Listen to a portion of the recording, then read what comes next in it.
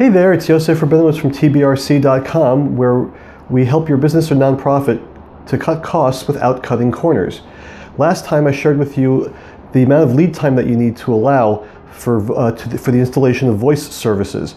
Today I'm going to share with you the amount of lead time you need for internet services. So for starters, let's start with at the bottom. DSL, AT&T UVerse, Verizon Fios. These will all take about 2-3 weeks. Then you move up to cable.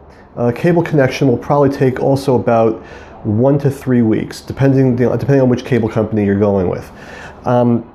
Next up is a T1 line, and a T1 line offers 1.5 megabits per second.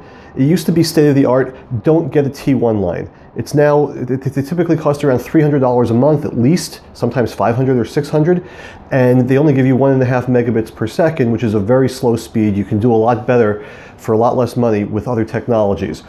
Then you have Ethernet over copper. This is a fairly cost-efficient technology if DSL or cable or Fios either isn't available or doesn't meet your needs.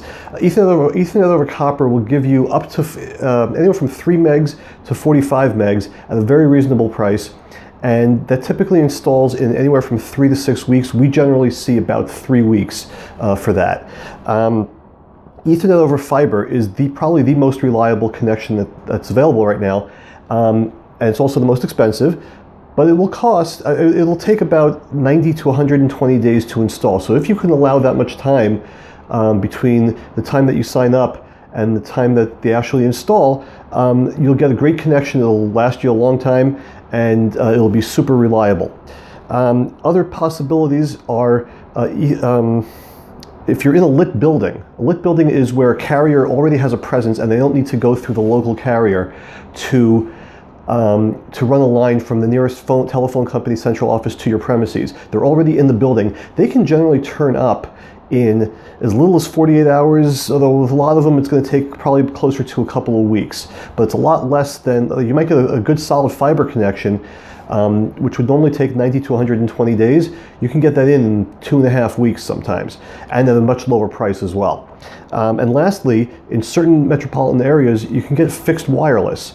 That's where you have an antenna on the roof that points at the carrier's antenna on another roof somewhere within X number of miles, and they give you the equivalent. It's the same type of internet connection. You can even run voice over it, and that they can typically turn up in as little as 48 hours. Could also be up to a couple of weeks as well.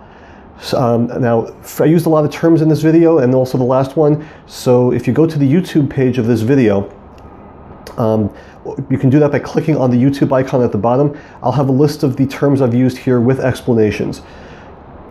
Thank you very much, and we'll see you next time.